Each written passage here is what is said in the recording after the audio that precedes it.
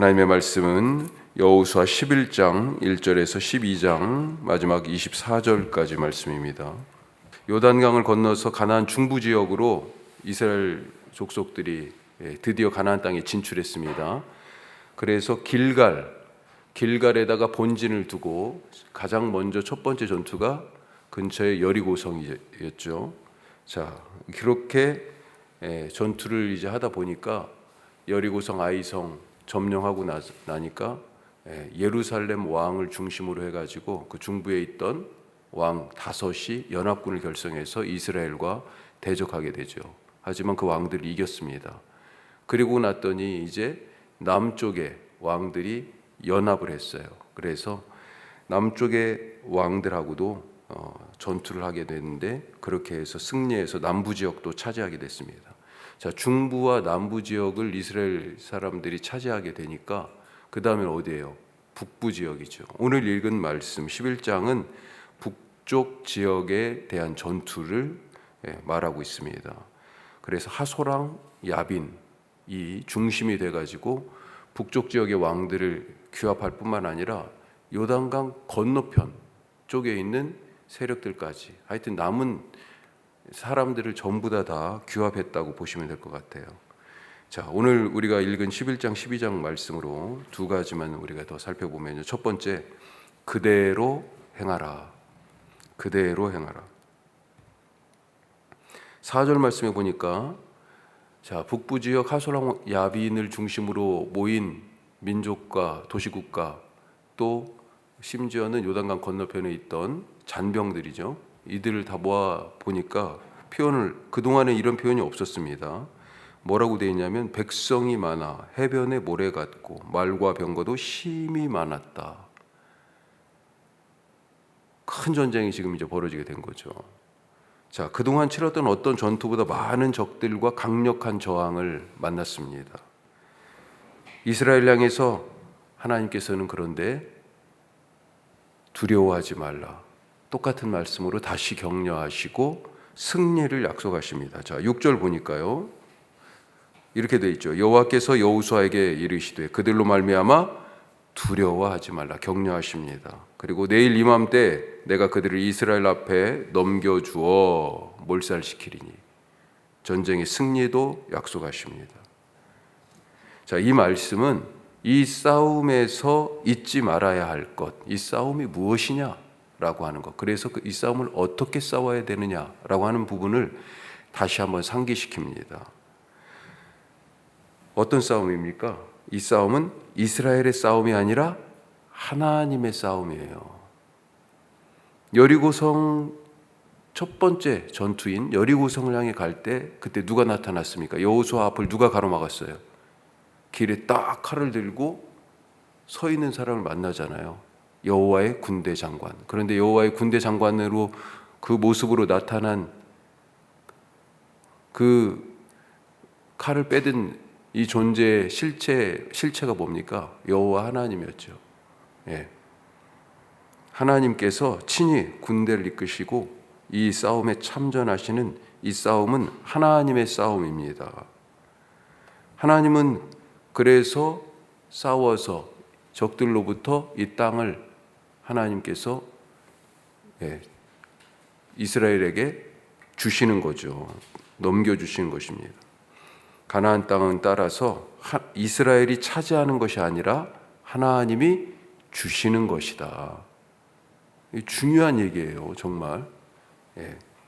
이스라엘이 차지하는 것처럼 지금 싸움을 통해 가지고 차지하는 것처럼 보이는데 가나안 땅은 하나님이 주시는 겁니다. 자, 같은 맥락에서 이 싸움은 그래서 정복 전쟁, 약탈 전쟁이 아니라 하나님께 드리는 예배다. 싸움에서 얻은 그들의 생명, 그들의 재물 전부 다 뭐예요? 하나님께 온전히 바쳐진 거예요. 예배에 희생 제사의 재물을 드리는 것처럼 이 싸움에서 얻어진 모든 것들은 하나님께 드려진 거예요. 그리고 온전히 하나님께 바치는 방법이 뭐예요? 진멸이라는 방법이에요. 희생제사에서 짐승을 반절만 죽일 수 있어요? 아니에요. 불가능한 거죠. 자, 그러면 이런 생각으로 전쟁에 이 전투에 참여한 여호수아와 이스라엘 어떤 모습일까요? 9절 말씀에 나와 있습니다. 9절도 그렇고 12절도 그렇고 9절에 어떻게 돼 있어요? 여호수아가 여호와께서 자기에게 명령하신 대로 행하여, 이렇게 돼 있잖아요. 명령하신 대로 행하여. 자, 15절에 더 이 모든 것을 다 한번 요약하죠. 자, 15절 같이 한번 다시 읽겠습니다. 여호와께서 그의 종 모세에게 명령하신 것을 모세는 여호수아에게 명령하였고 여호수아는 그대로 행하여 여호와께서 모세에게 명하신 모든 것을 하나도 행하지 아니한 것이 없었더라. 지금 그대로 명령하신 대로 행했다라고 그것이 3번이나 이렇게 반복되고 심지어 마지막에는 하나도 그렇지 않은 것이 없었다라고 말하고 있습니다. 다시 말씀드리지만 하나님의 명령에 대해 질문이 많았을 거예요. 우리가 그 안에 있는 내가 그 상황에 이스라엘 백성이었다면 물어보고 싶은 게 하나님께 많았을 것 같아요. 진멸이라는 방법 꼭 써야 됩니까, 하나님? 무자비하게? 뭐 이럴 수도 있겠고요. 또 다 죽인다는 거 사실은 어떤 의미에서는 좀 아깝잖아요. 그렇죠? 어떤 이들은 살려두어서 기브온 사람들처럼 종으로 써도 되잖아요. 어떤 짐승들은 남겨두어 가지고 오늘 하루에 그거 다 먹을 수 있어요? 죽인 것들을? 그럴 수 없잖아요. 나중에 사울 왕 때 아말렉과 싸우면서 사울 왕이 그런 생각을 했던 것 같아요. 그래가지고 다 안 죽였습니다. 아말렉 왕 아각을 살려뒀었고 사무엘이 딱 찾아와서 보니까 짐승 소리가 막 나는 거예요. 저 짐승들은 무엇입니까? 그러니까요. 뭐라고 변명했습니까? 저 살찐 짐승들은 하나님께 예배하려고 안 죽이고 남겨놓은 거예요. 이렇게 대답하지 않았습니까? 그런 생각들이 이 싸움할 때도 여호수아가 이끄는 이스라엘 백성들 중에 그런 의문을, 질문을 제기할 수 있었을 거다. 하지만 이 싸움의 본질이 뭐라고요? 하나님의 싸움입니다. 그래서 하나님이 승리를 주셨고 이 싸움을 통해서 이들이 살 땅을 주신 이 싸움은 하나님께 드리는 예배예요. 그래서 얻어지는 모든 것은 하나님의 소유였다라고 하는 것입니다. 그런데 이것을 잊어버리면 어떻게 돼요? 내가 했다는, 내가 열심히 잘 싸워서 내가 한 명이라도 더 죽여서 내가 했다는 교만, 더 많이 가지려는 탐욕이 지배하게 되고 그걸로 자기들의 행위와 생각들을 포장하게 되는 것입니다. 그렇게 되면 어때요? 그 순간 망하게 되는 거죠. 그게 바로 아이성 전투에서 아간이 보여준 죽는 길의 샘플이지 않았습니까? 우리가 할 일은 뭐예요? 말씀대로 그대로 행하는 것입니다. 오늘도 그렇게 살아가실 수 있길 바랍니다. 때로는 살면서 하나님 이렇게 살아도 이것도 괜찮을 것 같은데요. 근데 솔직하게 우리 한번 생각해 봅시다. 정말로 그런 질문을 하는 것이 교만이나 불순종이나 다른 동기에서, 탐욕에서 그런 질문들이 나오는 것은 아닌지, 말씀대로 그대로 행하는, 그래서 하나님이 약속하신 땅을 얻는 오늘 하루 되시길 바랍니다. 두 번째로 하나님을 인정하는 자가 살았다라고 하는 것입니다. 이 전쟁이니까 사는 자들이 있고 죽는 자들이 있잖아요. 근데 하나님을 인정하는 자, 받아들이는 자는 살고 그렇지 않은 자들은 죽었다라고 하는 거예요. 자, 이렇게 가나안 땅의 왕들이 정복됐어요. 11장 맨 마지막 끝에 뭐라고 돼 있습니까? 그 땅에 전쟁이 그쳤더라. 이 지금 몇 장으로 이렇게 쫙 압축해서 표현하고 있습니다만 남부 지역 전투도 얼마나 오랜 시간 동안이 사실은 걸렸을 거다 그렇게 생각이 되고요. 북부 지역도 마찬가지예요. 이게 지금 중부, 남부, 북부 이렇게 나눠서 전투를 기술했지만 사실은 섞여 있을지도 몰라요. 이쪽도 전투했다가 저쪽도 전투했다가. 자, 하여튼 오랜 시간이 지나고 결국은 이 땅의 전쟁이 그쳤어요. 나중에 이제 이 다음 뒤로 가보면 여호수아가 늙은 모습이 나타납니다. 그 정도로 사실은 시간이 필요했었다는 거죠. 자, 그리고 12장은 그동안 정복한 지역의 왕들, 그 땅과 왕들, 땅의 경계와 그 왕들이 다스린 땅과 왕들에 대하여 말하고 있습니다. 자, 12장을 그래서 두 가지로 나눌 수 있는데 6절까지 전반부는 요단 동편 땅을 차지한, 특별히 요단 동편에는 두 왕이 있었죠. 아모리 왕 시온과 더 위쪽으로 바산 왕 옥. 이때는 누가 이 요단 동편 땅을 차지할 때는 이스라엘을 이끌었어요? 모세. 그때까지는 모세가 이끌었어요. 그래, 모세의 지휘 아래 차지한 요단 동편, 그리고 특별히 두 왕에 대하여서 바산 왕 옥과 아모리 왕 시온에 대한 얘기를 하고 있고, 7절 이후에 12장 이때는 이제 요단강 서쪽 누가 이끌었습니까? 여호수아가 이끌어서 차지한 땅들 쭉 왕들 이름이 나오죠. 31명이라고 마지막 절에 그렇게 나옵니다. 자, 이렇게 요단강 동쪽 서쪽에서 지중 해변에 몇 개의 도시, 가드, 가사 해가지고 몇 개만 딱 3개가 언급되어 있는데 그 도시들만 빼고 모두를 다 차지했습니다. 하지만 여기서 살아남은 자들이 있어요. 죽은 31명의 왕들도 있지만 살아남은 자들도 있습니다. 누구예요? 바로 오늘 11장 19절에 언급되는 히위 족속 중 기브온 사람들입니다. 왜 기브온 사람들은 살아남고 나머지 왕들은 다 죽었을까?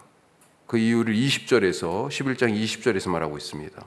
자, 앞부분만 보죠. 뭐라고 돼 있어요? 그들의 마음이 완악하여 이스라엘을 대적하여 싸우러 오는 것은, 마음이 완악했다. 하나님이 그렇게 그들의 마음을 완악하게 하셨다. 성경은 그렇게도 표현하는데 왜 그러냐면 이런 표현들이 나오는 것은 바로의 마음도 강팍하게 하셨다. 그래서 모세가 한 말을 안 들었다. 이렇게 나오잖아요. 그건 뭐냐면 모든 것이 다 하나님의 주권 아래에 있다라고 하는 하나님의 주권자로서의 권능을 아주 강하게 표현하는 방식으로 성경이 항상 기록돼서 그래요. 우리가 어떤 경우 보면 저 사람 저러면 안 되는데 하면서도 결국은 그가 그 일 때문에 망하는 것을 보면서 하나님이 그렇게 결국은 망하게 심판에 이끄시도록 그의 마음을 그렇게 고집부리게 하셨던 거야. 이런 얘기예요. 예. 자, 하여튼 마음이 완악했다는 것은 뭡니까? 하나님이 하신 일을 보고도 받아들이지 않은 거예요. 기브온 사람들이 찾아왔을 때 그때 그들이 왜 찾아왔는지 그들의 입으로 하는 말이 있습니다. 이유가 9장 9절의 말씀인데 제가 한번 읽어드릴게요. 그들이 여호수아에게 대답하되 종들은 당신의 하나님 여호와의 이름으로 말미암아 심히 먼 나라에서 왔사오니 이는 우리가 그의 소문과 그가 애굽에서 행하신 모든 일을 들으며, 하나님에 대한 소문 들었다는 거예요. 애굽 병사들에게 행한 홍해에서의 일들도 다 들었다는 겁니다. 그 이후에는 뭐가 나오냐면 가나안 동쪽에서 두 왕, 바산 왕 옥, 아모리 왕 시온에게 행한 그 모든 일들을 우리가 다 들었어요. 하나님의 이름으로 말미암아 우리가 지금 당신들 앞에 왔다고 말하고 있습니다. 하나님을 인정하고 두려워하는 거예요. 하나님을 인정하는 자는 결국 살았고 그 땅을 계속 받았고, 완악한 마음으로 거부하는 자는, 하나님 행하신 것을 듣고도 하나님을 인정하고 받아들이지 않은 자는 생명도 잃고, 31명의 왕의 이름이 이게 명예로운 이름이에요. 불순종한 자의 이름이에요. 받아들이지 않은, 예수의 이름 받아들이지 않은, 하나님의 이름을 받아들이지 않은 자의 이름이에요. 그래서 결국은 생명도 잃고 땅도 잃습니다. 주의 이름을 부르는 자는 구원을 얻으리라. 하지만 십계명에 뭐라고 되어 있어요? 여호와 하나님의 이름을 망령되이 일컫는 자는 땅에서 끊어지는 것입니다. 오늘 하나님을 인정하는 하루, 하나님을 받아들이는 하루, 하나님을 따라가는 하루 되시기를 주님의 이름으로 축복합니다. 기도하겠습니다. 자, 오늘 두 가지 말씀 크게 나눴습니다. 그대로 행하라. 또 우리 하나님을 인정하는 자가 산다. 오늘 이 말씀 붙들고 살아가게 하옵소서. 오늘 수요 말씀마당이 있고요. 그리고 우리 선교 동역지들을 기억하면서 기도하십니다. 우리 어제 카톡 통해서 알려드렸는데요. 우리 수요 말씀마당의 앞에 같이 함께 찬양하고 있는 우리 경은이, 민경은 우리 청년의 할머니 김황섭 집사님, 어제 별세하셨어요. 원주 세브란스 기독병원 장례식장입니다. 내일 발인이신데 우리 위로해 주시기를 바랍니다. 그리고 오늘 조성희 성도님, 우리 어머님 서울 아산병원에서 고관절 수술이 있으세요. 연로하신데 수술이 잘 진행되리라 믿습니다. 하나님이 도우시고 이후에 한 달 정도 또 재활의 시간이 있어요. 다른 재활병원에서 하나님 건강 잘 회복하게 하시고 잘 걷게 하여 주시옵소서. 우리 슬픔 당한 가정, 또 우리 수술하시는 조성희 성도님 어머님 위해서도 같이 함께 기도하시기 바랍니다. 기도하겠습니다.